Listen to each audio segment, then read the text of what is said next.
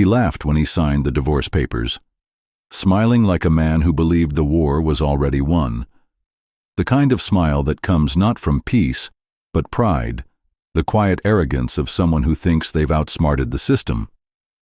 His name was Robert. For 10 years he'd built a business that rose from a one-bedroom apartment in Detroit to a 6-figure empire in Grand Rapids, all while his wife, Karen, worked 2 jobs, made his coffee, and kept the accounts from overdrafting. But in his version of the story, she was never part of the blueprint, just background noise in a life that was always meant to be his. And now, sitting across from her in a courtroom lined with cold tile and tired eyes, he held a document he thought was his shield, a prenup drafted years ago, ironclad in his mind, designed to leave her with nothing but her maiden name. He clicked the pen, signed his name, and leaned back like a man sealing a deal. But then, Judge Halverson lifted the document to the light, squinted, and said 5 words that landed like thunder in the silence. "This document is not valid." Robert blinked. For the first time that morning, the smile disappeared. The courtroom didn't react, not right away. It was as if time paused to confirm what had just been said, that the paper he believed would protect everything he'd built was little more than a souvenir from a lie. Before we dive deeper, let us know in the comments where you're watching from. We'd love to hear from you, and don't forget to hit that subscribe button so you never miss any of our upcoming videos. They said she'd walk away with crumbs, that she'd lose the house, the car, the business she helped build but was never allowed to own, that she'd start over from scratch at 42 while he married his assistant and drove off in the company SUV. That was the story everyone expected, because that's how these stories usually end. Quietly, coldly, with the woman walking out of court holding nothing but a manila envelope and a phone that no longer rings. But this time, that wasn't how it ended. Karen didn't flinch when Robert smirked from across the courtroom. She didn't respond when he winked as if to say, "You lost." She just sat still, her hands folded tightly on the table, while Tamika Monroe, her attorney and oldest friend, laid out a timeline, evidence, receipts, contracts, and emails. She pointed to moments in time that Robert forgot were recorded.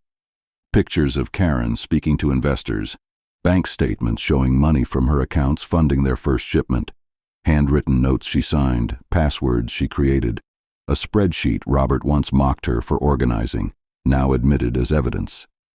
The judge, silent for most of the morning, began to take notes. He paused twice to reread sections of the agreement. Tamika's voice never wavered.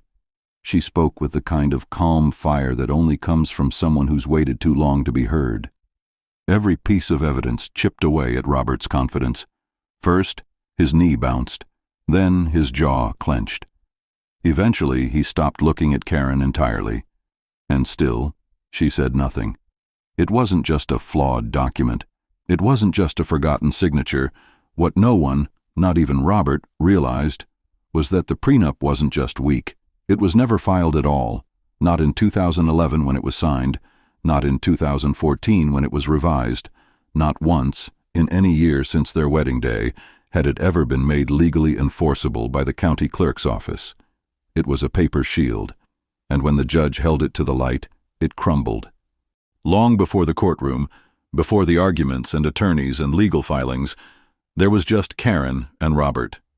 2 kids in Brooklyn with nothing but cheap furniture, borrowed Wi-Fi, and late-night dreams whispered across kitchen counters. He was charming in a restless sort of way, always planning, always scheming.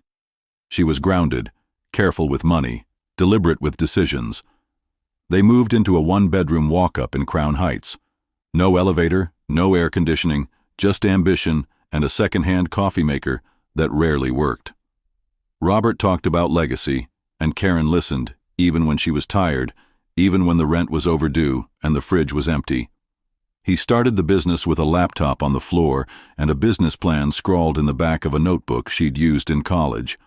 She typed the proposals. She made the first calls. She stayed up learning the difference between gross profit and net.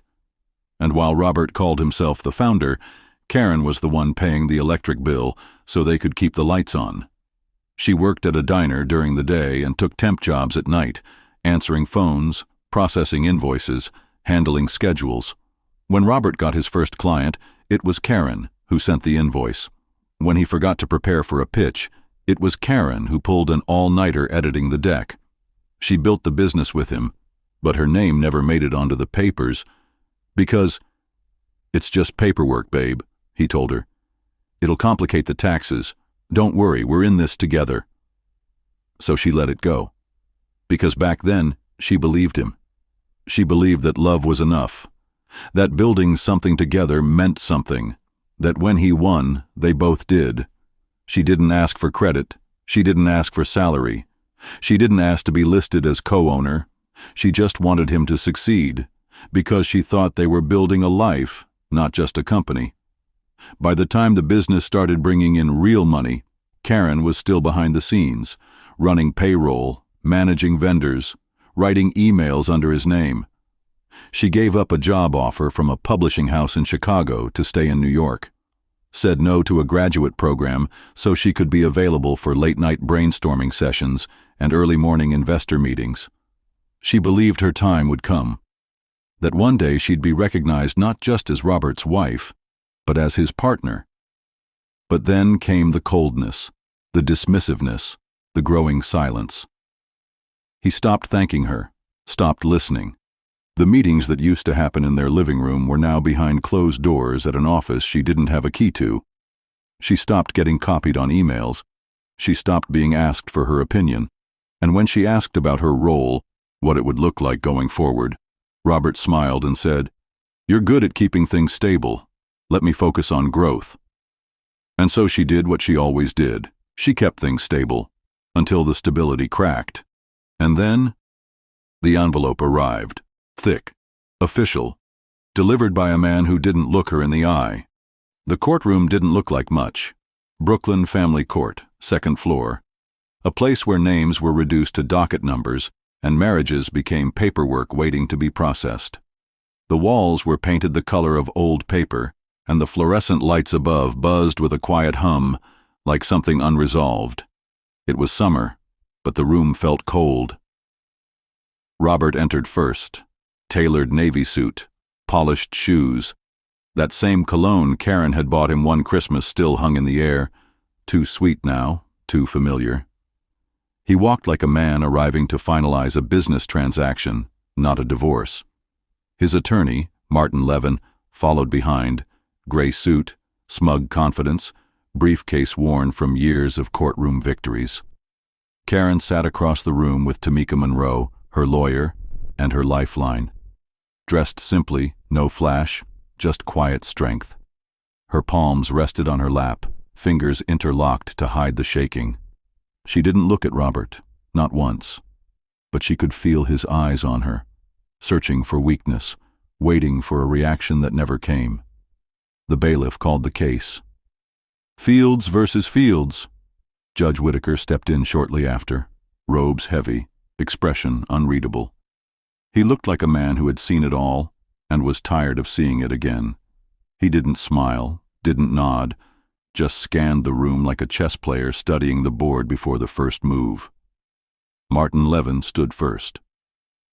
"Your Honor," he began, his voice confident, controlled, too smooth. "We're here to finalize the dissolution of marriage between my client, Mr. Robert Fields, and the respondent, Mrs. Karen Fields.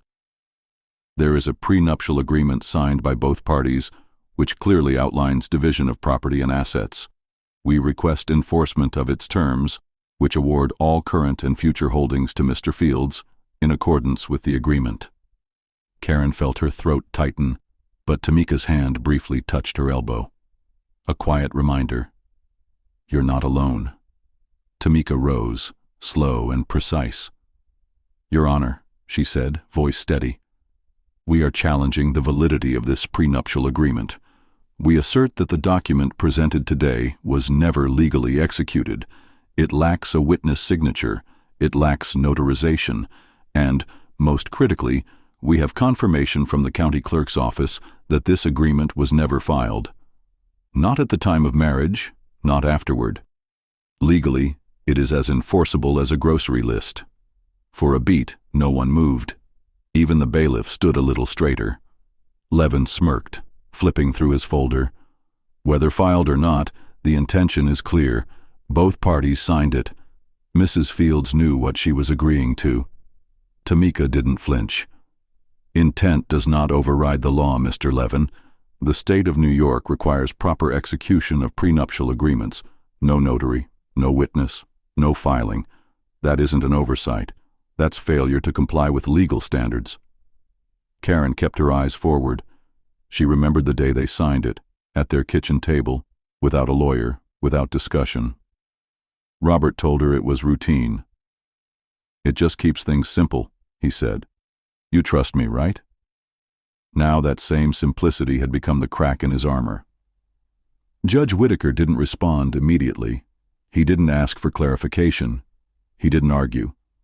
Instead, he reached for the document, lifted it in one hand, brought it closer to his face, and held it up to the light. He didn't say a word. He just held the document up to the light. Karen stood when called, her knees stiff, hands shaking just slightly at her sides. The courtroom seemed larger from where she stood. She adjusted the mic, exhaled, and spoke.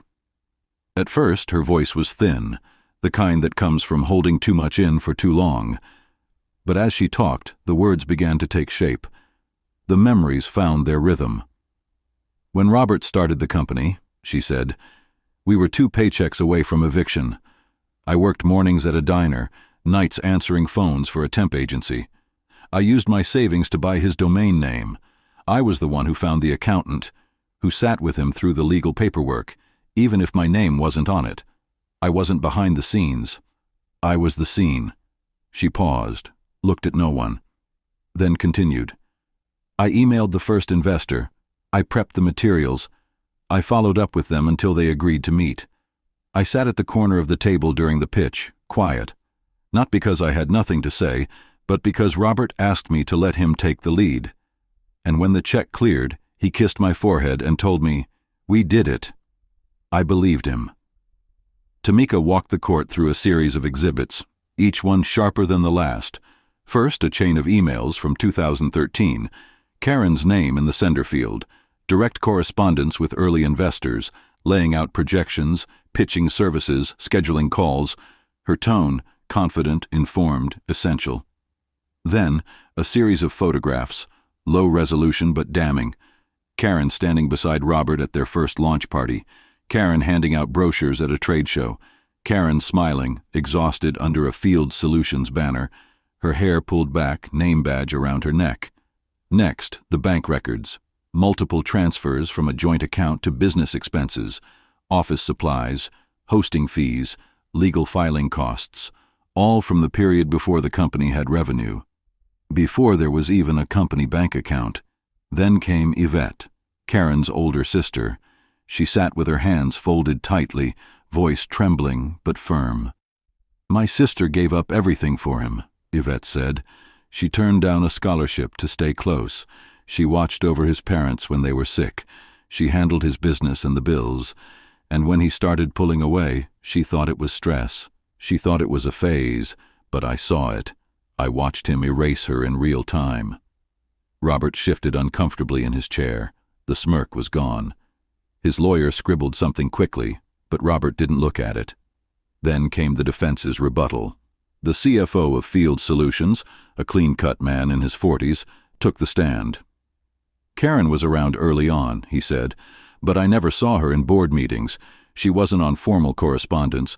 She wasn't listed as a partner or employee. Tamika nodded slowly, then pulled up Exhibit 27, a printed meeting agenda, dated 2015. On the bottom corner, a list of attendees. Kay Fields was listed, with handwritten comments beside bullet points, her notes, her handwriting, verified by a handwriting analyst, as Tamika gently reminded the court. One by one, Robert's pillars began to crack. His eyes darted across the room. His knee began bouncing again, fast, uncontrolled. And then, Tamika reached into her briefcase one last time. She pulled a single page from a clear sleeve, placed it carefully on the table, and slid it toward the judge. "This," she said, "is a certified response from the county clerk's office." Judge Whitaker adjusted his glasses and lifted the final document. The room was silent. Everyone watched his eyes scan the page. Slow, careful, deliberate. He didn't react right away, just a small nod as if confirming something he'd already suspected. "This," he said, holding the paper between two fingers, "is a certified response from the Kings County Clerk's office." He looked up, straight at Robert. "There is no record of this prenup ever being filed, not in 2014, not in any year since." A quiet murmur rippled through the back of the courtroom. Robert leaned forward in his chair, eyebrows pinched, mouth slightly open like he hadn't heard correctly. His attorney, Martin Levin, stood quickly. "Your Honor, if I may, there must be a mistake. We have a copy here, signed by both parties. Perhaps there was a clerical issue, a delay in record-keeping." The judge didn't flinch. "The county confirms there was no filing. Additionally, the document lacks notarization, and there is no witness signature." Martin's words caught in his throat. "Your Honor, the intent," Judge Whitaker said, cutting him off, "does not excuse failure to comply with the law. A prenuptial agreement is not enforceable without proper execution and filing. That is not a technicality. That is the law." Karen didn't move.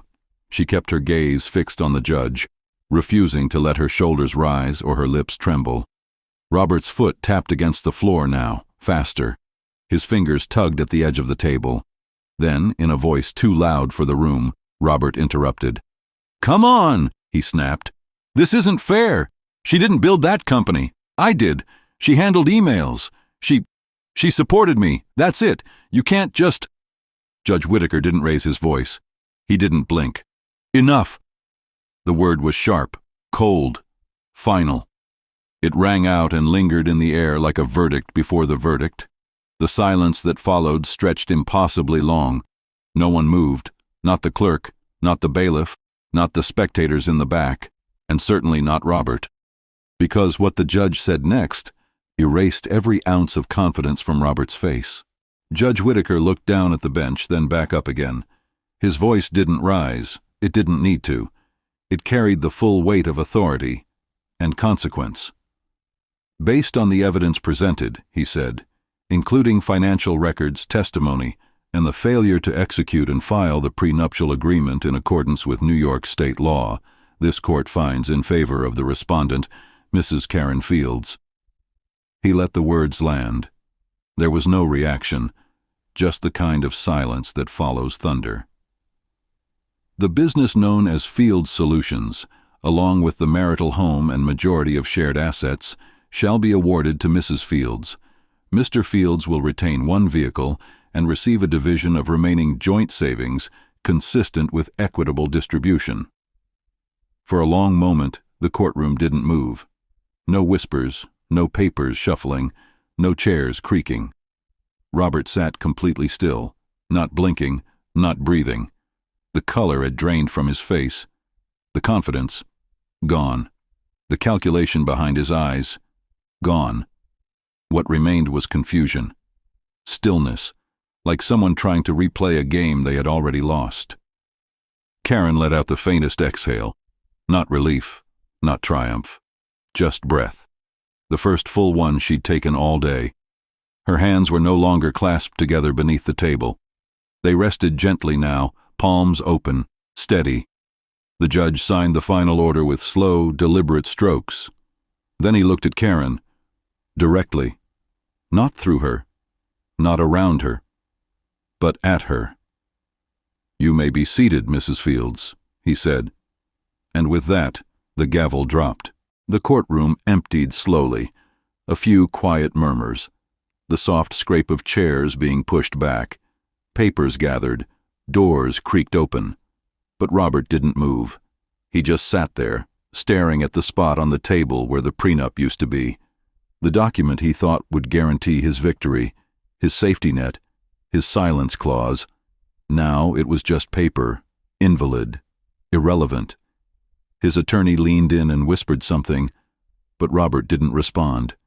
His jaw was tight, his hands motionless on the table. There was no more bargaining to do, no more signatures to trick her into, no more performances to hide behind. Karen stood quietly. She didn't look at him, not to gloat, not to explain.